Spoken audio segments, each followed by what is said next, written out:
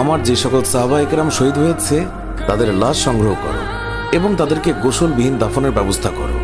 সকল শহীদের লাশ এনে এক জায়গায় রাখা হচ্ছে। নবীজি গুনে দেখলেন ৬৮টি লাশ রয়েছে, 2টি লাশ নেই। একজন তার চাচা হামজা রাদিয়াল্লাহু তাআলা আনহু আর আরেকজন হানজালা রাদিয়াল্লাহু তাআলা আনহু। অস্থির হয়ে পড়লেন নবীজি। সব সাহাবাদের পাঠালেন লাশ খোঁজার জন্য। হঠাৎ বোরখা পরা এক মহিলা এসে দাঁড়ালেন নবীজির কাছে। নবীজি তাকে চিনলেন না।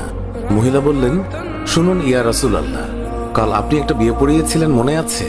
নবীজি বললেন, হ্যাঁ, আমি তো হানজালার বিয়ে পড়িয়েছি, যার বিয়ের খুশিতে আমি খুরমা খেজুর ছিটিয়েছিলাম। মহিলা বললেন, ইয়া রাসূলুল্লাহ, আমার হাতটা দেখেন, হাতের মেহেদি এখনো শুকায়নি। কাল বিকেলে বিয়ে হয়েছিল আর রাতে উহুদের যুদ্ধের জন্য বের হয়ে যান হানজালা।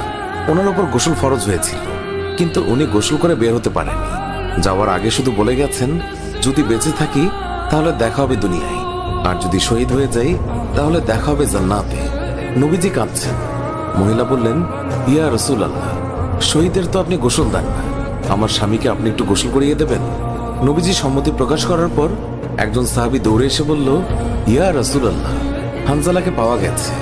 সবাই গেলেন, গিয়ে দেখলেন সাদা কাফনের ভিতরে লাশের মাথায় পানি। নবীজি হানজালার মাথায় হাত দিলেন। জিবরাইল আলাইহিস সালাম আসলেন নবীর কাছে, এসে বললেন, ইয়া রাসূলুল্লাহ, হানজালার কোরবানিতে আল্লাহ পাক এতটাই খুশি হয়েছে যে আমার বাহিনীকে আদেশ করলেন তাকে নিয়ে আসতে। ইয়া রাসূলুল্লাহ, আমরা ফেরেশতারা তাকে 3য় আসমানে নিয়ে জমজমের পানি দিয়ে গোসল করিয়েছি এবং তার শরীর থেকে যে সুগন্ধ পাচ্ছেন এটা আল্লাহ পাকের বিশেষ খুশবু, মেশক আম্বর আতরের ঘ্রাণ। আমরাই ওনাকে কাফনের কাপড়ে আচ্ছাদিত করেছি। আল্লাহ তার প্রিয় মানুষকে কি পরিমাণ ভালোবাসেন, কি পরিমাণ সম্মানিত করেন তা আমাদের পক্ষে কল্পনা করাও সম্ভব নয়। শহীদগণকে গোসলবিহীন দাফন করা হয় কারণ কিয়ামতের ওই কঠিন দিন যখন মহান আল্লাহ রাব্বুল আলামিন বিচারের জন্য বসে যাবেন, তখন এই সাহাবায়ে কেরাম আল্লাহর সামনে দাঁড়িয়ে যাবে।